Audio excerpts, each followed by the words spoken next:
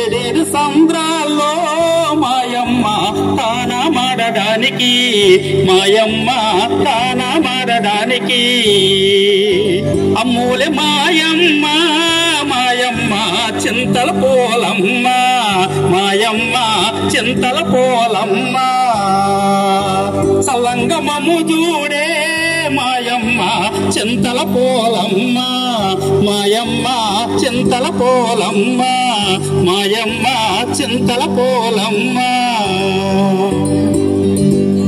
ఆ విధంగా అమ్మవారు స్నానానికి వస్తుండగా ఒకరోజు అర్ధరాత్రి కోళ్లగూడులో ఎలక చొరబడ్డంతో బెదిరిని కోళ్లు కూయడం వల్ల కోడికూత సమయం అయిందని భావించినటువంటి జాలారి తన వలను భుజంపై వేసుకుని సముద్రం ఒడ్డుకు వచ్చాడు.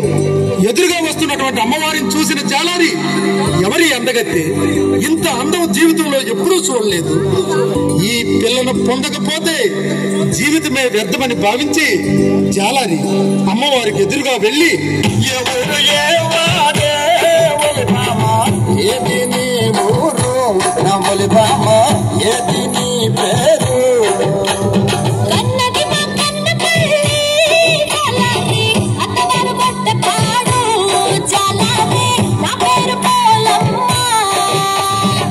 ఏదే పిల్ల కన్నవారు మాకన్న పిల్ల అత్తవారు గొడ్డపాడా గొడ్డపాడు నేను ఎప్పుడూ చూడలేదే, నాకెప్పుడే నేను చూసావా? చూసానురా జాలారి.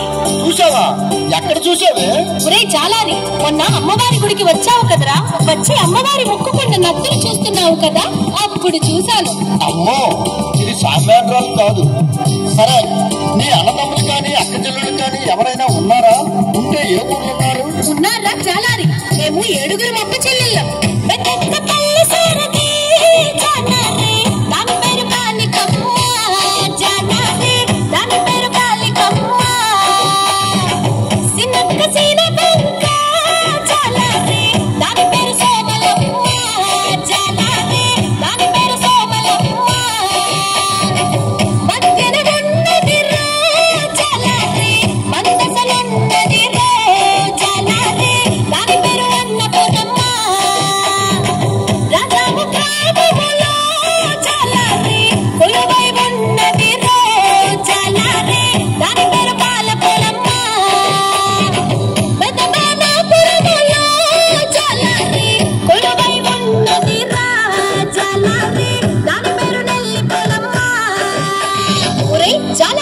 అందరికంటే చిన్నదాయి మహా అందగత్తే సువర్ణపురములో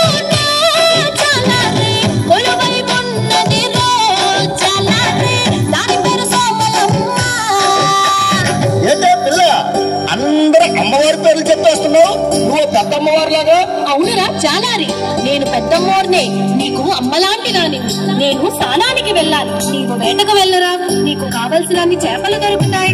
పిల్ల నువ్వు అందమైన దానివి, నేను బలమైన వాడిని, మన ఇద్దరం కలిస్తే నీ మనసు నా మనోలి బాబా రెండొక్కటైతే నవ్వులి బాబా రెండొక్కటైతే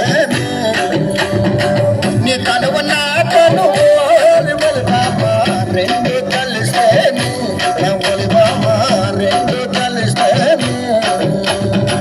లాగానికి అంతటి కోలి బాబా కనువిందు కాదేటి నవ్వులి బాబా కనువిందు కాదేటి.